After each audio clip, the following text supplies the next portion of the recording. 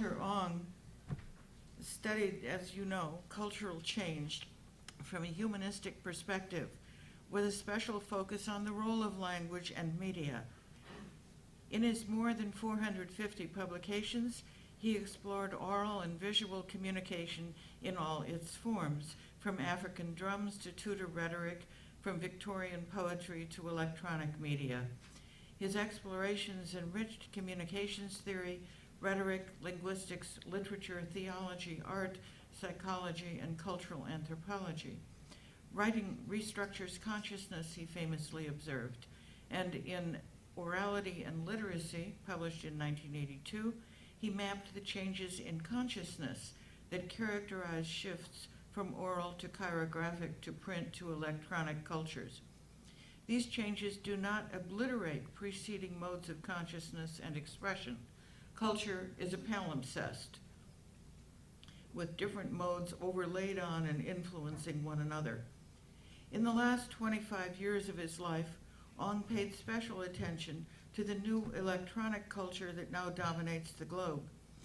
After his death, his archives were found to contain several versions of a book manuscript, Language as Hermeneutic, a primer on the digitization of the word. The text, published by Cornell, consolidates those versions, and the consolidation was done largely by Professor Tom Zlatic of the St. Louis College of Pharmacy. Ong's book consists of reflections on interpretations of hermeneutics, he wrote, rather than exhaustive analyses. He identifies two major movements in modern thought, digitization and hermeneutics. The former perpetually divides and dichotomizes information and presents ever more information. The second is holistic and integrates information. The former seeks to apprehend totality. The latter challenges digitization and is the vehicle for change. But those get reversed as those directions, those impulses get reversed in his argument as the book goes along. The more contemporary technology presses toward digitization, the more hermeneutics is required. In 12 chapters, Ong traces these two movements from their origin in culture and in individual people, pondering the varieties of language and its function as what he always called an event. He wonders what it must have been like, for example, when someone, somewhere, spoke the first word that was understood by someone there. And he, asks those kinds of questions late in his life. He was probably the most curious person I've ever met in my life. His curiosity was just endless. He reflects on communication as an I-thou relationship, not just the I-it unidirectional act of naming. The thing named, he notes, cannot reciprocate, but someone speaking with another person can confirm the meaningfulness of the words each of them utters. In 1995, Father Ong published Hermeneutic Forever, Voice, Text, Digitization, and the I, an essay that concisely states the argument that he makes in the manuscript of Language as Hermeneutic. He was especially concerned with the impact of the computer on interpretation, and he writes, with electronics, and particularly the computer, hermeneutics entered a more intensely reflective stage than ever before, as greater and greater stores of information can be dealt with by means of more and more potent technological aids to interpretation. Ong defined hermeneutics as, quote, systematized or methodized interpretation, felt as different from the text on which it operates, even if the hermeneutic emerges as itself a text, unquote. He regarded hermeneutics as, quote, explicit reflection about the interpretive process itself. In short, he says, hermeneutics is interpretation grown self-conscious. In order to cope with digitization, Ong argued, the traditional use of textual models in hermeneutics should be supplemented with models based on oral discourse. He suggested that an oral hermeneutic was needed to interpret language in its fullness beyond what could be captured in text. He developed his new hermeneutic out of his formulation of secondary orality, not as a return to the first form of communication, but as a later stage that relied on literacy to craft an illusion of orality in electronic communication. Secondary orality has proved to be one of his most important late ideas. He coined the term secondary orality to name the apparent presence of orality in electronic media. For example, a person watching television or YouTube may see and hear someone speaking, but that speech is an electronic image of speech. Someone who is barely literate may constantly and comfortably use a cell phone for oral communication, or a smartphone for many other purposes, but that communication is made possible only by a literate culture that developed the telephonic system. Ong's formulation reflects his appreciation for the complexity of culture. He was not a primitivist who celebrated oral cultures or idealized the residual orality in literate culture, nor did he posit a linear idea of cultural progress. Instead, he sought to understand how different modes of language coexist in the palimpsest of culture. In other words, Ong neither privileged orality nor rejected electronic media, but sought to explain the multiple consequences of cultural change. He regarded different modes of transmitting thought as the key to change in consciousness as well as in culture. For that reason, he sought to articulate the difference between language and digitization, even as he often frames his own language in the dichotomous mode of digitization. If digital formulations set up a closed system, mapping a totality by identifying its divisions, language challenges and undoes what would seem to be those definitive divisions. He wrote, as hermeneutic, language seeks ultimately not to divide, but to integrate. He offers his bedrock principle of language as hermeneutic, quote, everything is related to everything else, unquote.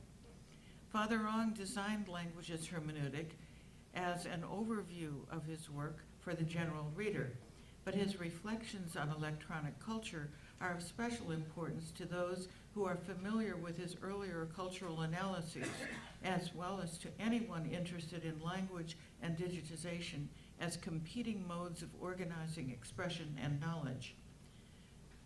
The argument of his book also suggests the continuing relevance of his work not only for those interested in the history of communication, culture, and consciousness, but also for those exploring current and future problems and possibilities for the interpersonal and ethical uses of new technologies.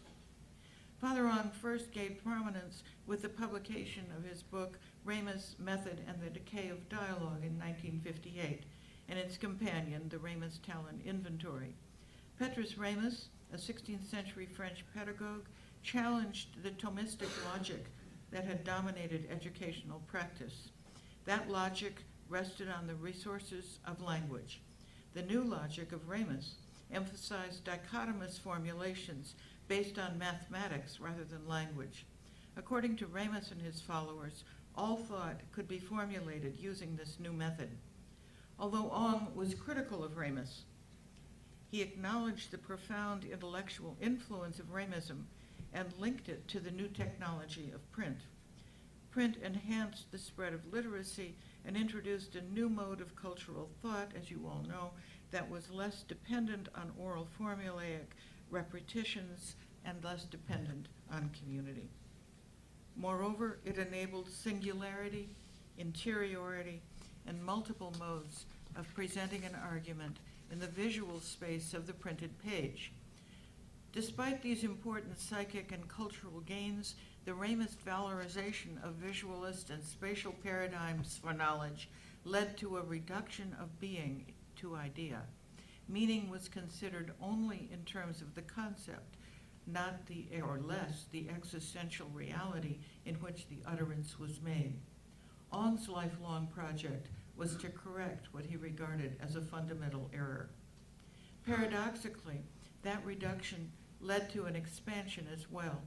Ong's first meditation on modern technology emphasized the electronic transmission of speech and writing by the telephone and the telegraph.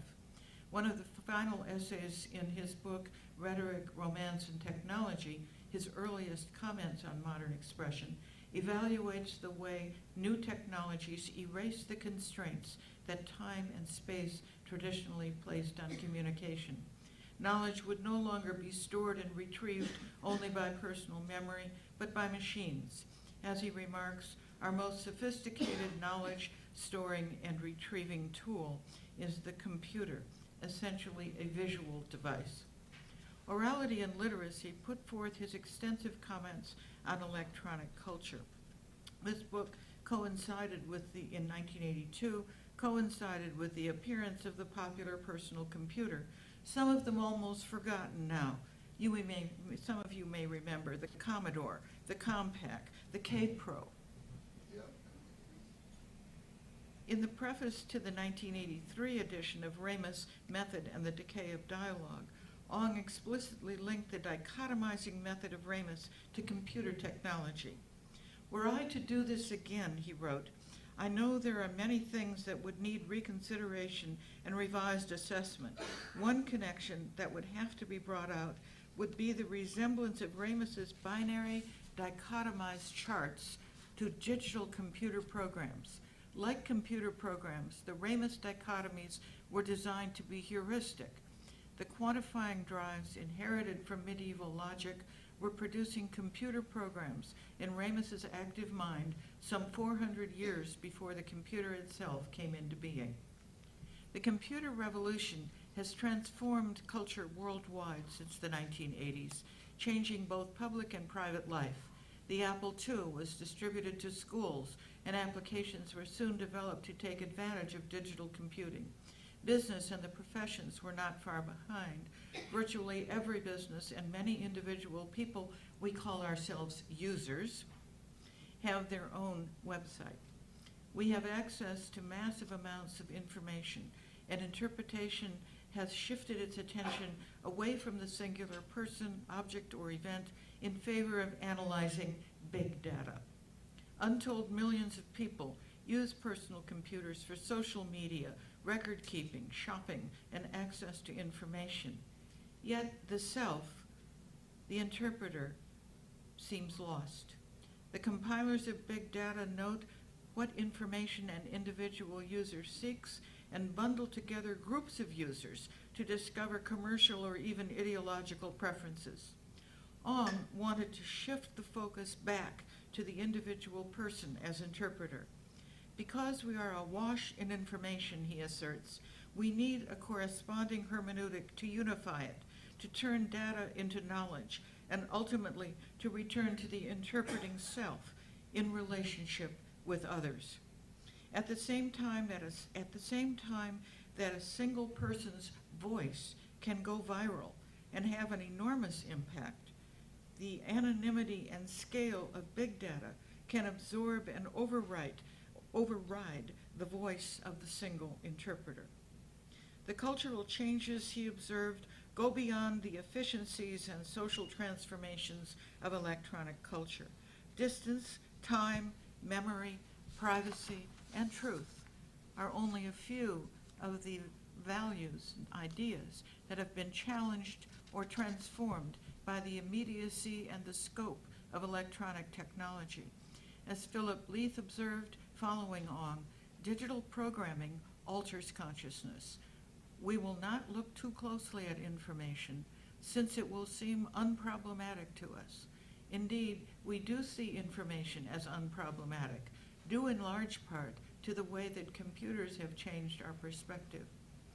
The compilation of big data makes possible new kinds of interpretation and research on a vast scale, but we debate the challenges to privacy and ethics posed by surveillance over space and time. Those challenges are outweighed by our hunger for information.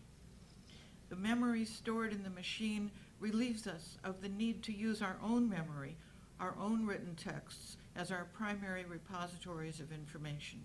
We seek computers that have more and more memory and ever greater capacity to store information, not only on a hard drive, but beyond material structures in the cloud. That storage, however, is flat, without affect or nuance. So critics have begun to turn to affect as a major value in language, both oral and written. As a vehicle for expression, language permits affect, nuance, and interpretation. The resources of language, including rhythm, qualitative and quantitative emphasis, tonal registers, linguistic differences, grammar and syntax, and punctuation, can also be considered restraints. However, language provides a way not only to categorize, but also to interpret information, to develop novel ideas, and to critique established concepts. 2 years after his fourth draft of Language as Hermeneutic, Walter Ong published an essay, Information and/or Communication, Interactions. That was in 1996. That essay understands hermeneutics and digitization not merely as oppositional, but as interrelated modes of expression. He also moved beyond a discussion of the electronic age to introduce speculations on our new age of genetics. Ong understood the genetic code as information without language. That is to say, the code does not transmit thoughts or symbols. Since then, we have come to realize that the genetic code expresses and forms the living body of the person who has the capacity to develop and use language, and language is the vehicle for much more than simple diffusion of units of information. Ong believed that contemporary information systems, whether electronic or genetic, have overwhelmed our human life world. Against big data, he asserted the importance of the individual person, the interpreter, and the need for intimacy. He called for a new rhetoric, a new language of interpretation to meet that need. He anticipated the current resurgence of ideas about language and its effects, and the theoretical turn away from the impersonal mode of knowing that digitization seems to assume in favor of affect as the response to information and as the driving force for interpretation, intimacy, and relationship. Although scientists struggle to develop computers that can reflect and interpret the human interpreter continued to be crucial as we seek to understand what we do, how we feel, and who we are. I have already said that language and hermeneutic does not reject or condemn digital technology. Ong valued that technology, but regarded hermeneutic as its necessary complement. This book and his final essays document his intellectual engagement with the problem of language as a vehicle for interpretation in our electronic and genetic post-digital age. He calls for a balance and interaction of hermeneutic and digitization, but he insists that both require examination. For Ong, the dichotomous formulations of the digital mode are the beginning, not the end, of inquiry. Even the nonverbal, dichotomous mode of computer language requires the hermeneutic of verbal or alphabetic language. As computing grows ever greater in speed and scale, as the chip is replaced by the quark and even by the human cell, and as the human body itself comes to be regarded as the expression of information, we have an ever greater need for interpretation and for language. Everything is related to everything else was, for Walter Ong, the principle of hermeneutics. Through language, we comprehend relationship. That need for relationship and relationship itself he honored as a mystery. In 1998, he questioned any rigid dichotomization of hermeneutic language and digitization in his extended review of Denise Schmont-Besserat's book, Before Writing. A commonality binds together all forms of information, he suggested. The way into writing remains psychologically and sociologically somewhat mysterious. At the heart of the mystery is the role that digitization, now matured in the computer, has played in the ways human beings stumbled into writing in the first place. Late in his life, Ong remained eager to engage new information about information, to speculate on what was changing in culture and what remained constant. That engagement permeates language as hermeneutic. His intellectual commitment to the interpreting self, more than to specific insights and ideas, is his continuing legacy. In Chapter 12, the epilogue to Language as Hermeneutic, Ong asks which is more inclusive, logos or mythos? Which is greater? Which is more inclusive? Either? Neither? His final reflection, like his book as a whole, is intended to be more suggestive than totally conclusive, he says. In formulating yet another perspective on the dynamic relationship between digitizing technology and hermeneutic, he argues that neither can be complete, and that each needs the other. Technologies of writing, print, and electronics compile and convey masses of information that require ever more interpretation. Interpretation, in turn, elicits new digital formulations.